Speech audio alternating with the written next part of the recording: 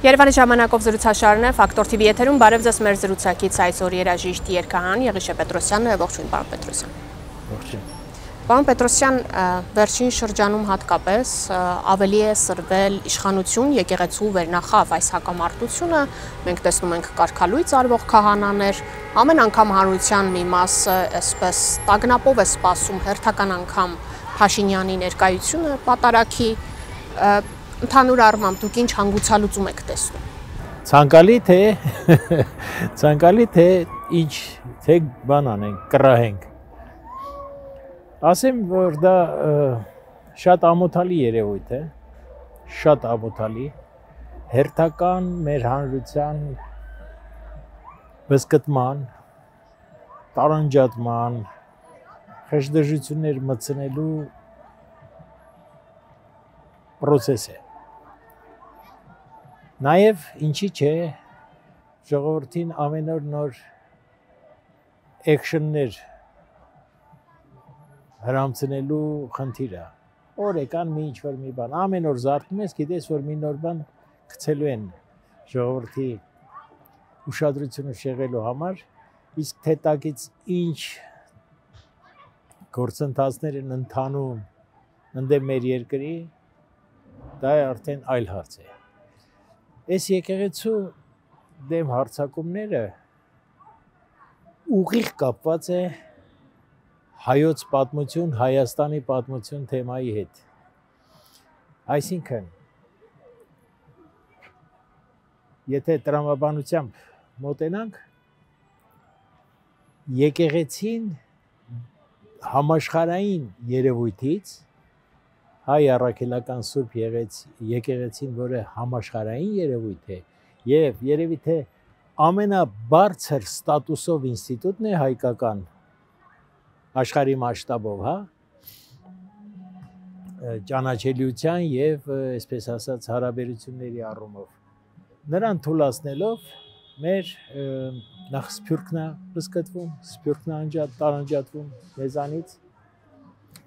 էլի գալիս ենք Հայաստանի պատմություն այդ թեմային, այսինքն դարձնել եկեղեցին կառավարելի եւ միջազգային ասպարեզում անպետք մի բան։ Քանի որ եկեղեցին այսօր կարող է համայն հայությանը կոնսոլիդացնել, չգիտեմ ինչի դա չի անում եկեղեցին։ Ես մեղադրում եմ նրանց, որ այսքան աղետների ընթացքում նրանք այդ դերը չստանձնեցին։ Տեսեք, կան բարձրաստիճան հոգևորականներ հիմա բանտում են, ասում են նրանք քաղաքականության մեջ են մտել եւ այլն եւ այլն։ Դա պատժիչ գործողություն է, բնականաբար անհիմն պատժիչ գործողություններ են եւ մեղադրելի։ Բայց չէ՞ որ այդ եկեղեցականներն էլ մեր մտավորականության մի մասն են եւ մեր ազգակիցներն են,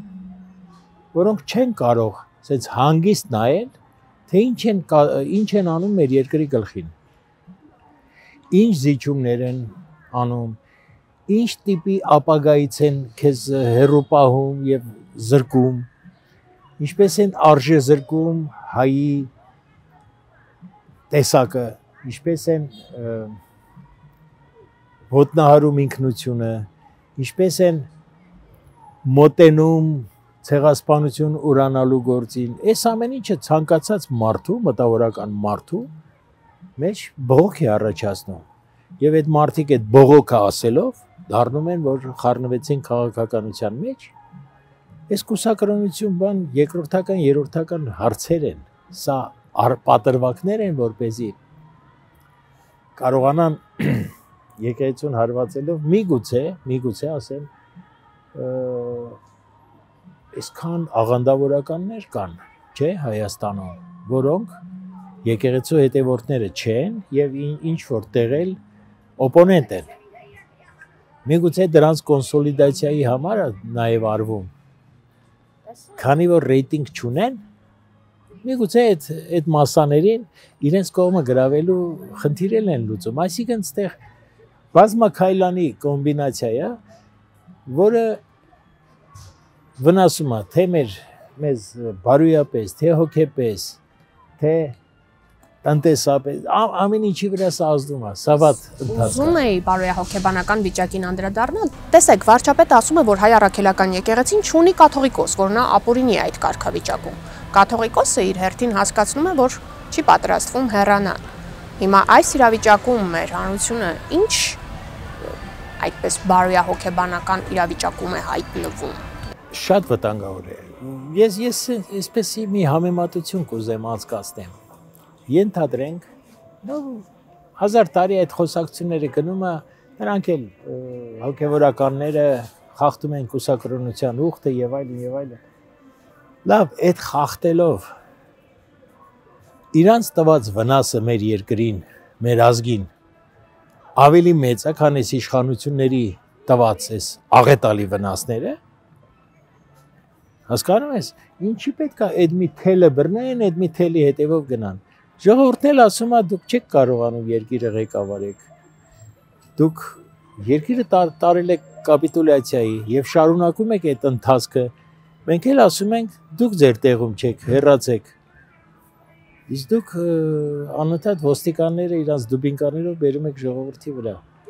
Հասկանում եք, այստեղ երկրորդ միտք չի կարող լինել։ Ժողովուրդը պարտավոր է կանգնել իր ինքնության։ Եկեղեցին, ասում եմ, կարևորագույն ինստիտուտ է մեր ինքնության։ Պետք է կանգնի եկեղեցու կողքին, բայց եկեղեցին էլ պետք է զանգեր հնչեցնի, ինչի՞ չէ, չեմ հասկանում։ Հայաստանում տեսանելի են նախընտրական տրամադրությունները։ Տեսանելի չեն, սկսել են նախընտրական արշավը արդեն մի քանի ամիս է գնում է։ Այո, պոզիտիվ տրամադրություններ է փորձում տարածել։ Հա, բարի լույս, բան, ինչ սրտիկ եւ այլն։ Այո, երաժշտություն, տարբեր կերպարներ եւ այլն։ Ապա ընդդիմությունը ավելի այսպես վտանգների մասին է խոսում, ավելի տագնապային տրամադրությունների մեջ է։ Ինչ ակնկալել նախընտրական Հայաստանից։ Այն ինչ որ երևում է, բոլոր իրական ընդդիմադիրներին, իրեն չսպասարկող ընդդիմադիրներին, նա կփորձի կաշկանդել, հնարավորություններից զրկել, եթերներից զրկել, որպեսզի վերընտրվի, որովհետև ես կարծում եմ իրենց համար սա կենացմահու իրավիճակ է, որովհետև կամ նրանք ընտրվում են, էլի շարունակում են այս ճանապարհը, կամ շարունակում են իրենց մնացած կյանքը բանտերում։ Եթե մի փոքր էլ մշակութային թեմաներից խոսելու լինենք, դուք ծանոթ եք իրական Հայաստանի գեղագիտության տեղորոշման եւ աջակցության հայեցակարգը հաստատելու մասին կառավարության որոշման նախագծին եւ դուք արդյոք անհրաժեշտություն տեսնում եք ձևակերպելու այդ իրական Հայաստանի Համենայն դեպս դա իրանց հակով բան չի, ինչպես եւ մնացած մյուս նախաձեռնությունները, որոնք հերթով տապալում են, սա էլ իրանց խելքի բանը չի, թող իրանք հեռու մնան գոնե այդտեղից էլ։ Ես խորհուրդ կտամ հեռու մնան, ոչ մի բանի ձեռքով չկպնեն, մինչև իրանց կհեռացնեն։ Ասում են, որ պետք է այդ գեղագիտությունը փոխկապակցել եւ համապատասխանեցնել այսօրվա քաղաքական եւ իրավական իրողություններին։ Չեմ ուզում իրենց այս բարբաջանքներին ուշադրություն դարձնեմ։ Մեղք է այս ժողովուրդը։ Մեղք է, ասում եմ, ամեն օր մի նոր բան գցում են, որպեսզի ժողովրդին խոսեցնեն, հա, այ դուք կանչեք ինձ այս ինչ մի թեմայի մասին։ Մենք ուրիշ բան չունենք խոսելու, հասկանում եք ինչ է։ Շատ վատ է։ Ես չեմ ուզում անդրադառնամ դրանց, որովհետև ասում եմ, ինչին դիպչել են, ապականել են։ Բանակը ապականեցին, եկեղեցին ապականեցին, Արցախն ուրացան, շարունակում են այդ process-ը։ Հայաստանի իրավունքները, հետագա իրավունքների մասին եմ խոսում։ Ցեղասպանություն, այս բոլորը թողած մենք հիմա գեղագիտական, չգիտեմ ինչ, ճռճռան բառեր խոսանք։ Ընթացքին նայեք։ Սրանք երկրորդական, 10-րդական բաներ են։ Այսա շեղող բաներ են, որպեսզի դու գլխավոր խնդիրդ մոռանաս։ Հասկանում եք։ Մի հատ նոր ֆրազա են գցում, ժողովուրդը սկսում են, հիշում եք այն նուպագազիի մեջ բան կար, մի սենց կտոր կար, որ ձեռնոցը շուկա սենց բռնում քրքրում, հա, սենց մի հատ բան են գցում, ու ժողովուրդը սկսում է պրեսաները, այս ասեց, այն ասեց, թքած ինչ ասեցին, թքած։ Նայեք հələ ինչա կատարվում։ Ձեզ ինչն է ամենաշատը մտահոգում։ Ինձ մտահոգում է Հայաստանի ապագան։ Դուք խաղաղության հաստատմանը չեք հավատում։ Իհարկե չէ։ Խաղաղությունը ով է բերում։ Բառով, թղթով, չէ։ Թուղթել ենք ունեցել, բառել ենք լսել, հա, ամեն ինչից մենք պետք է գոտիներս ձգենք, հիմա ազգին պատրաստենք ինքնապաշտպանության, որովհետև հերթական հարձակումները լինելու են, ինչքան դու թուլանում ես, այնքան դա ուժեղանալու է։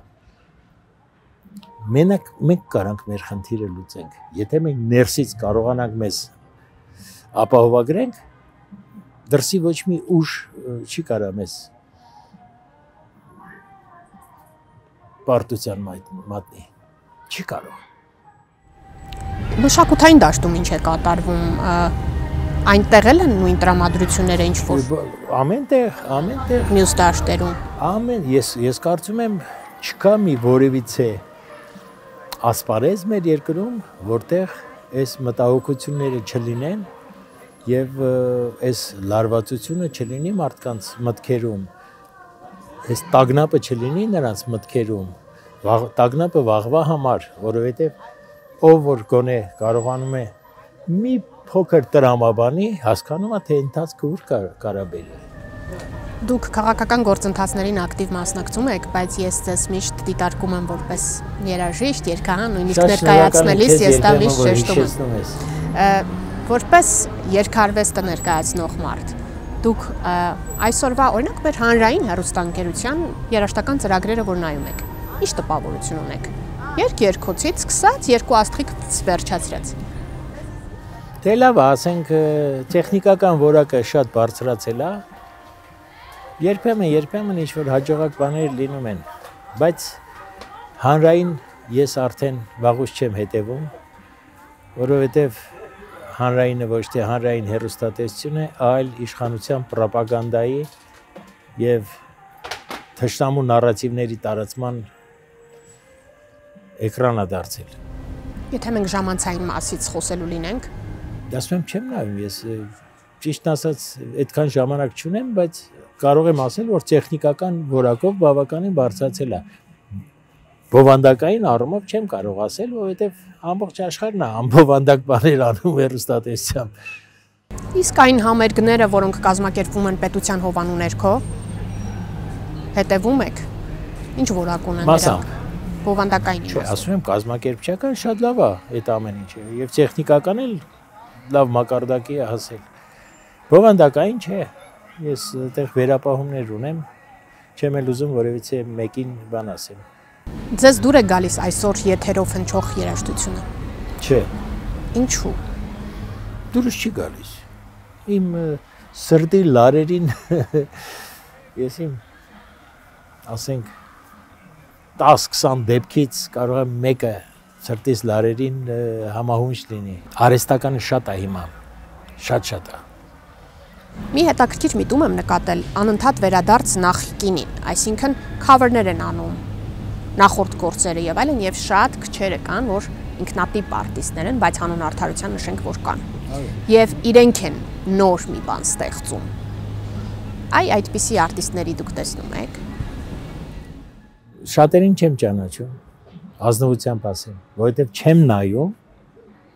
նշանակում է չեմ էլ տեսնում, հա։ Իսկ այն ինչ որ անընդհատ տարածվում է, այդտեղ ասում եմ վերապահումներ ունեմ։ Կան իհարկե շատ տաղանդավոր արտիստներ կան, նկատելի են, բայց ստեղծված նյութի որպես մնայուն ֆոնդի տեսանկյունից եմ ես նայում ամեն մեկի ստեղծածին, հա։ Եթե այդ պարամետրին չի համապատասխանում, շատ արագ ես մոռանում եմ։ Ես միշտ կողմ եմ եղել, որ բովանդակային ծանրակշիռ ուզում է դա լինի էստրադայի մեջ լինի, հա, որ ասպարեզում ուզում են, դա անգամ ռաբիզում եթե լինի, ընդեղ էլ կան հետարքիր բաներ։ Պրոստը մարդիկ գիտեն, որ էտա փող բերում, այդտեղ են։ Երևանի փողոցներում հնչող երաժշտությունը ձեզ դուր է գալիս, նույն կենտրոնում։ Չէ։ Մենք ամեն ինչ կարող ենք լսել կենտրոնում։ Հա։ Ռապիս, կալյանային ռեփ ռուսական։ Բայց դուրս չի գալիս, գիտես ինչ է։ Օրինակի համար ես Հունաստանում մի շատ պարզ բան իմ համար բացահայտեցի, նրանք բացառապես հունական երաժշտություն։ Ուր ուզում ես մտի։ Ուր ուզում ես մտի։ Մենակ մի անգամ մի բառում ես լսեցի, որ այլ եվրոպական երաժշտություն էլ կար։ Բայց sense գիտես ամբողջական բոլոր տեղեր հունական են։ Բոլոր տեղեր հունական են։ Նաև ժամանակակից իհարկե։ Այո, ամեն ինչ, բայց հունական։ Բուզուկին միշտ ներկա է։ Գիտեք, մենք շատ տաղանդավոր մարդիկ ենք ունեցել, որոնց անտեսել ենք ու նրանք չեն կայացել։ Անտեսել ենք նրանց արվեստ։ Հիմա հարց եմ տալիս։ Հայաստանի հանրային հեռուստաընկերություն։ Արդյոք դուք ունեք այդքան մեծ ոսկե ֆոնդ երաժշտական, որ օրինակ արձագանքից բան չեք տալիս։ Օրինակ եմ ասում էլի, հա։ Այսինքն ով գալիս է մտնում է TV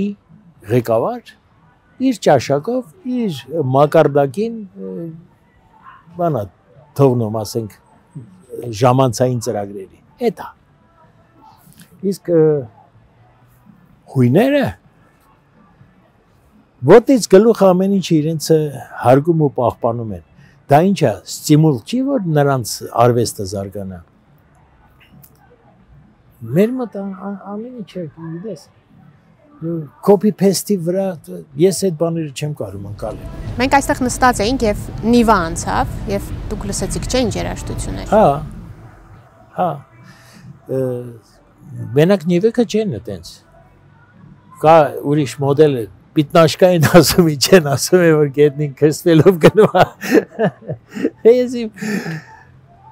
that's հատուկ տեսակ են էլի։ Հատուկ տեսակ են մարդիկ։ Բայց հանուն արդարության ասենք, որ դրական տեղաշարժեր էլ կան ու իսկապես հետաքրքիր ստեղծագործողներ էլ այսօր ունենք եւ այ ինչ է նրանց պակասում։ Ինչի կարիք նրանք ունեն այսօր, որ գուցե պետք է նրանց ավելի հաճախ կանչեն եթերի, չնայած այսօր այնքան է զարգացել սոցցանցային կյանքը, որ նրանք դրա կարիքն էլ չունեն կարծես թե։ Գիտես, առաջ արվեստը ստեղծվում էր բեմի համար։ Ով ինչ որ մի բան ստեղծում էր, իր պատկերացումը բեմն էր։ Հիմա ինչ որ ստեղծվում է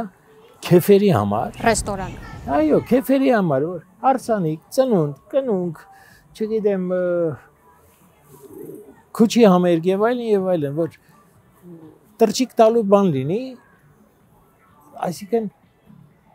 մի կողմից մեղադրելի է, որ իրանք արվեստ չեն ստեղծում, բայց մյուս կողմից էլ իրանք դրանով վաստակում են։ Վաստակելու ձևը դա է, հասկանում ես։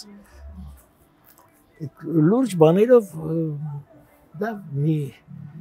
մի մեծ հասարակություն էլ չունենք քանակական, այդքան սրահներ էլ չունենք կամ այդքան քաղաքներ էլ չունենք, որ համերգներով շրջակայես, գոնե քո ստեղծագործությունը վաճառելով կարողանաս ընտանիք պահես։ Էս էլ կա։ Այսինքն այն արմատից նայելու հասկանալու խնդիր կա մեր երկրում, հասկանում եք, բայց պետք է ուզել դա անել եւ պետք է շահագրգիռ լինել դա անելու համար, հասկանում ես, հասկանալ ինչ է պակասում, ինչ քայլերի արդյունքում ինչ արդյունքներ կունենաս, հասկանում ես։ Հիմա դուք ստեղծագործում եք, ձեզնից նոր երգեր սպասենք։ Մեկ ինչ որ բաներ անում եմ ու սենց շպրտում եմ անկյուն, սիրտ չկա, Աննա ջան, սիրտ չկա, ասեմ քեզ, սիրտ չկա,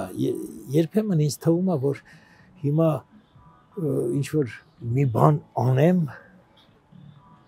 ոնց որ տեղին չլինի, հասկանում ես։ Իս դուր չի գալիս համերգները։ Դուր չի գալիս, մենք լուրջ բանի մեջ ենք։ Կարող է ես եմ շատ գույները խտացնում, բայց ես այտենց եմ զգում։ Մենք շատ վատ ընթացքի մեջ ենք երկրով, ազգովի։ Մեր ապագան է վտանգված։ Եվ ես սրա նրա ասելուն չպետք է նայեմ, ես ինքս կարողանում եմ պատկերացնեմ ինչից հետո է գալու, հասկանում եք։ Այսինքն ստեղծագործելու համար այդ ներքին խաղաղությունը չունեք։ Չէ, չունեմ ես ինքս իմ հետ անընդհատ կռվի մեջ եմ։ Շնորհակալ եմ պարոն Պետրոսյան զրույցի համար եւ մաղթում եմ որ գտնեք այդ խաղաղությունը։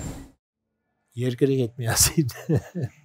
Իսկ ես հիշեցնեմ, որ Երևանի ժամանակով զրուցաշարներ Ֆակտոր TV եթերում կհանդիպենք։